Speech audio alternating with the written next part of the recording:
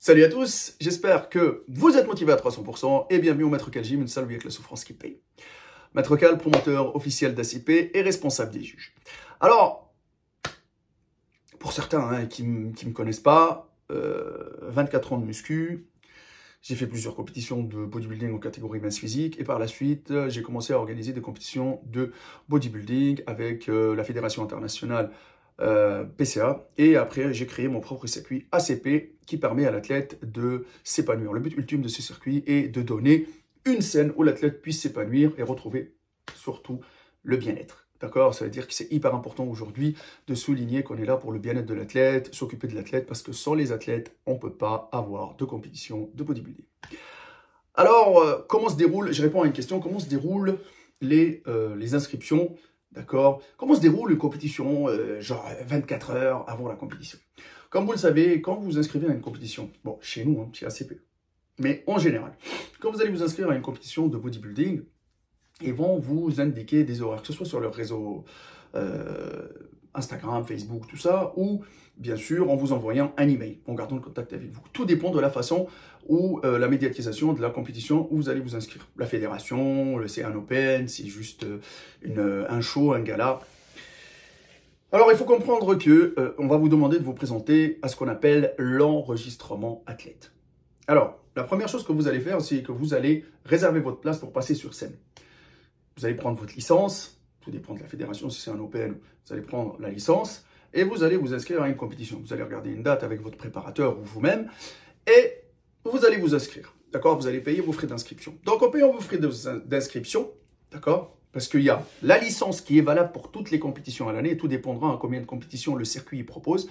Dans notre cas, nous, on a 11 shows cette année avec ACP. Ça veut dire qu'avec la licence ACP qui coûte 60 €, et comme ça, en même temps, moi je parle des budgets pour que les gens ils prévoient aussi que ce sport-là, il demande beaucoup de budget, que ce soit au niveau de la nutrition, que ce soit au niveau de l'alimentation, que ce soit au niveau du voyage, de l'Airbnb, de la licence, du tan, de coiffure, des talents, du bikini, du short, du string. Voilà. Donc, comme ça, en même temps, je donne des idées aux gens qui veulent se lancer. D'accord? Et même ceux qui débutent. Donc, n'hésitez pas à me poser des questions dans les commentaires et je vous répondrai avec plaisir. Parce que, en étant pratiquant, j'ai déjà acquis une expérience. Et maintenant, comme je suis quand même un artisan du bodybuilding français, ça veut dire que je propose quand même des compétitions que j'estime, moi, de qualité pour l'athlète aujourd'hui. Donc, je pourrais vous répondre avec toute la modestie et l'humilité. Donc, vous allez vous inscrire, vous allez payer, vous allez prendre votre licence valable pour toute la saison, vous allez vous inscrire pour la compétition et après on va vous demander de vous présenter le jour de l'enregistrement. Quand vous allez arriver au jour de l'enregistrement, il y a des fédérations qui vous proposent de venir avec votre tenue de scène, que ce soit le bikini, et il y a d'autres, non, d'accord, juste arriver à la toise.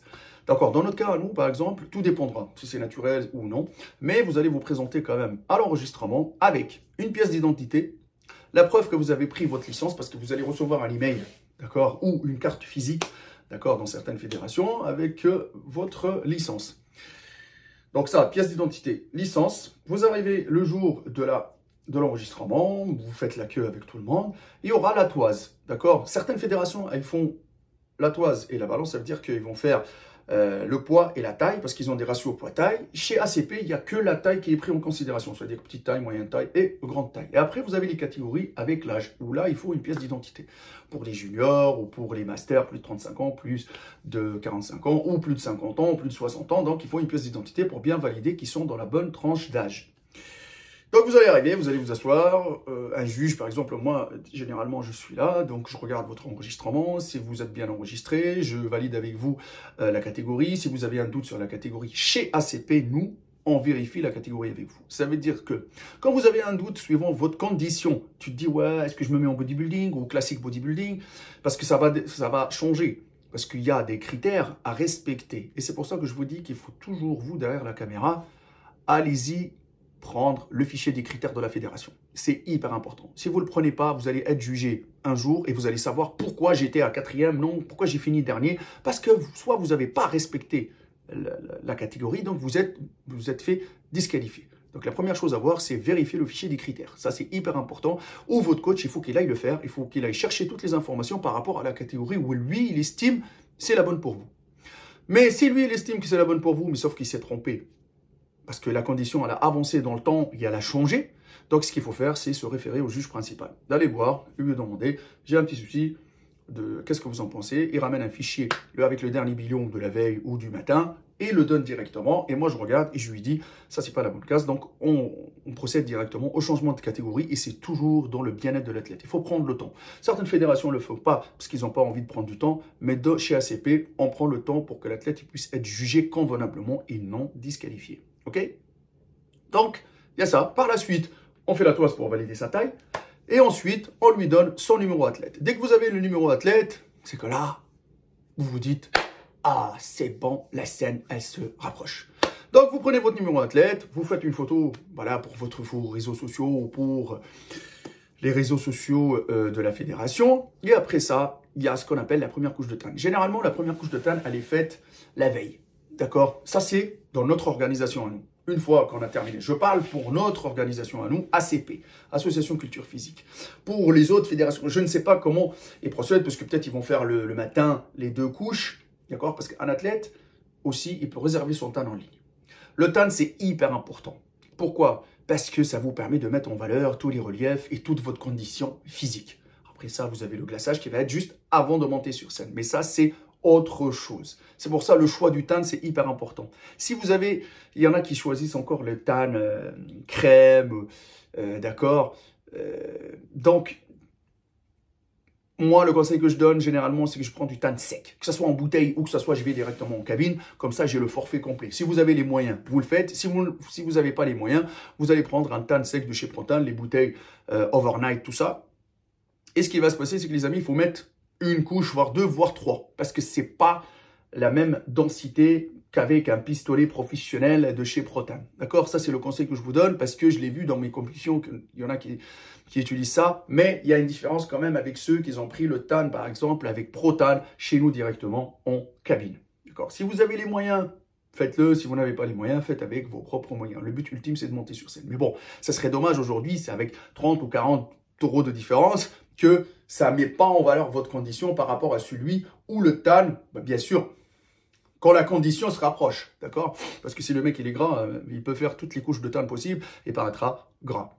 Alors, vous faites votre première couche de TAN et après, vous rentrez, vous reposez. Vous avez tout ça, vous avez les rendez-vous, il y a des rendez-vous des prestataires qui vont vous envoyer avec le TAN, ils vont vous dire à quelle heure il faut venir pour le TAN, si vous avez pris maquillage, coiffure, tout ça, ils vont vous expliquer aussi comment venir aussi pour le maquillage et tout ça pour vos rendez-vous, pour que ça soit coordonné. Il y a une grosse organisation qui se fait, les amis, hein, parce que des fois, vous pensez que l'organisation elle est merdique ou machin. Non, mais il y a beaucoup d'athlètes. Et si on commence à avoir des retards, donc ça va descendre aussi tout l'ordre de passage. D'accord? Ça veut dire dans les compétitions. C'est-à-dire que si vous commencez avec un retard de 30 minutes, ça va décaler toutes les catégories. Donc c'est pour ça, prenez le temps qu'il faut. Consultez toujours le fichier des horaires. Allez-y, demandez toujours aux officiels vos horaires de passage pour ne pas être surpris et ne pas être pris en mode pression à la dernière minute. Donc, ça, c'est pour l'enregistrement. Le lendemain, ce qui se passe, c'est que vous revenez pour deuxième couche de TAN. On vous donne les horaires aussi par rapport à vos créneaux de passage. D'accord? Ça, c'est chez nous. Donc, nous, on procède toujours comme ça pour que l'athlète puisse avoir le maximum possible de temps pour se reposer le matin, le maximum possible de temps quand il fait sa deuxième couche de TAN pour aller se reposer aussi dans les backstage et pour qu'il ait le temps aussi de pumper. Ça, c'est hyper important de s'échauffer. D'accord? Donc, le lendemain, vous faites ça et après, vous arrivez, vous avez vos créneaux de passage. Il faut généralement toujours arriver 2 heures à l'avance. 2 heures à l'avance, 1h30 à l'avance, comme ça vous posez, vous soufflez un bon coup, vous allez avoir le temps de bien mettre vos vêtements, votre bikini, votre short, etc. Et après ça, vous vous posez tranquillement. Et comme ça, vous allez commencer à voir les catégories passer. Si vous passez en premier plan, donc vous allez être appelé généralement 20 minutes en moyenne. Ça suffit largement pour vous échauffer au stand d'échauffement. Une fois que vous allez être appelé au stand d'échauffement, chez nous, chez ACP, nous, on met en place des barres, des haltères et des fois même des machines comme on a fait à la finale pour que vous puissiez vous échauffer. Et on met aussi en place des galettes de riz, du miel, tout ça pour que vous puissiez, voilà, entre guillemets, avoir le moins de choses à réfléchir. Si vous n'avez pas ramené des galettes de riz, vous manque des galettes de riz, etc.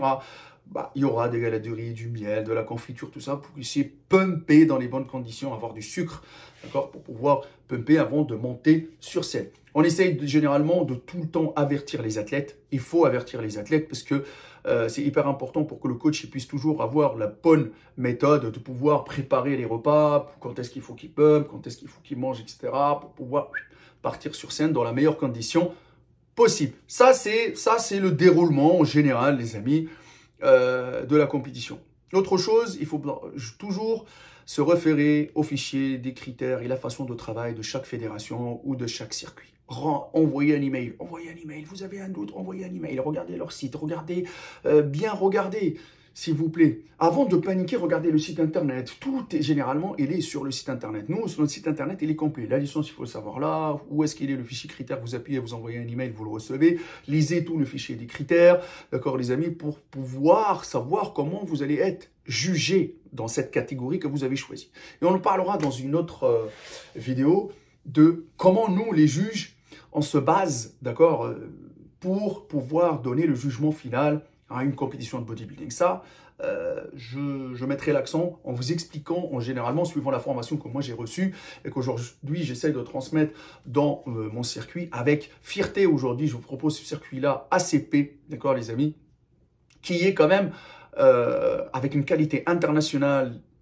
Vous allez voir, de toute façon, je vous partagerai quelques scènes que j'ai travaillé avec mon staff aujourd'hui. Et surtout, un grand big up à mon staff. Parce que sans eux, on ne peut pas non plus travailler. C'est des gens qui plient ciel et terre au bien-être de l'athlète pendant 48 heures non-stop. D'accord, hein. Et même avant, hein, quand on travaille, on fait les réunions, tout ça. Et on se forme tout le temps. D'accord, c'est-à-dire qu'on essaye toujours de s'améliorer pour pouvoir proposer la meilleure expérience possible à l'athlète qui vient sur nos scènes d'ACP. J'espère qu'avec cette vidéo-là, j'ai donné un peu plus d'explications aux athlètes qui vont se préparer dans des scènes en France ou à l'international. Mais en général, c'est comme ça. D'accord, les amis? Prochaine fois, posez-moi des questions. Avec plaisir, je vous répondrai dans les commentaires. D'accord? Que ce soit si vous cherchez à savoir dans quelle catégorie, etc. N'hésitez pas à mon Instagram, Maître Cal. Envoyez-moi des messages avec plaisir. Et n'hésitez pas à venir sur les scènes d'ACP. Voilà, donc vous avez plusieurs dates. Le 27 avril à Bordeaux-Créon, vous avez le 8 juin à Castellon-la-Bataille, vous avez le 13 septembre à Nantes, à l'Expo. Une première fois, c'est une exclusivité d'organiser une compétition de bodybuilding dans un expo dans l'Ouest. Nantes, c'est une ville énorme. Avec les villes voisines, on arrive à 3-4 millions d'habitants. Donc n'hésitez pas à passer si vous habitez la région, à côté, Angers, Paris, tout ça. Venez partager avec nous ce moment-là où on organise une compétition de bodybuilding, quand même la plus grosse compétition de notre circuit, l'Olympe. D'accord, avec 12 cartes Pro, Super Pro League, ACP en jeu. Avec la souffrance qui paye, vivez vos rêves. Vous n'avez qu'une seule vie.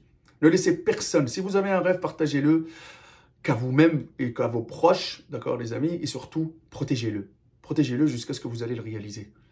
Parce que je vous le dis honnêtement, la meilleure chose, c'est que quand tu te lèves le matin, tu ailles travailler dans quelque chose que tu aimes. Ou tu ailles partager des valeurs que tu, personnellement, aussi tu valides à 300%. Alors ça, c'est hyper important de continuer toujours à partager son savoir-faire et de s'améliorer. C'est pas parce qu'on a tous commencé de zéro, hein. On était dans les rues, on a dormi dans les rues, on a regardé dans les poubelles, on a fait des trucs de ouf, les amis. Mais moi, il y a 20 ans en arrière, je ne croyais pas qu'aujourd'hui, quand j'avais quitté mon pays, que j'allais atteindre un jour une table des juges, juger des athlètes de haut niveau, juger dans des championnats du monde, tout ça, parler plusieurs langues, l'arabe, l'anglais, le français. Merci Dieu, et merci la persévérance, merci la constance, merci à tous ceux qui ont cru en moi. D'accord les amis? Et je le répète encore une fois, je ne suis pas parfait. Peut-être des fois, comme j'ai dit, hein, les gens ils disent que voilà, peut-être je suis très confiant, je suis arrogant, etc. Mais tout ça non, parce que vous ne connaissez pas la personne qui est en face de vous, qui se bat juste, d'accord les amis, pour ce beau sport. D'accord, j'aime ce beau sport et je veux le bien pour tout le monde. Peu importe votre fédération, etc. Moi j'essaie de faire à ma façon, d'accord, que j'estime la meilleure pour l'athlète à 300%. Avec la souffrance qui paye, je vous dis à un prochain épisode. Peace and love. Malvague.